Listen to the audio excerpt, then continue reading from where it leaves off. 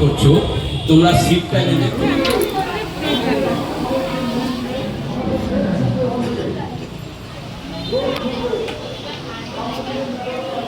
ভারতবর্ষকে ছন্ন বিচ্ছিন্ন করে, কিন্তু ভারতবর্ষে 200 বছরের ইংরেজ শাসক দেবী দুর্গা দেবী লক্ষ্মী পূজিত